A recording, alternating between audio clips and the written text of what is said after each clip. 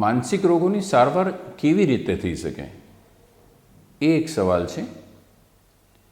માનસિક રોગની સારવારમાં 3 વસ્તુઓ મુખ્યત્વે હોય છે। એક, માનસિક રોગોની દવાઓ। આ દવાઓ કે જે મગજમાં રસાયણોને વધારવાનું કે ઘટાડવાનું કામ કરી રોગોને કાબૂમાં લે છે।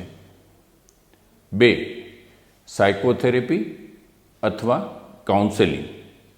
આને લીધે પણ કેટલાક માનસિક રોગોમાં યોગ્ય મદદ મળે છે। ત્રીજું, વીજળીક સારવાર એટલે કે ECT।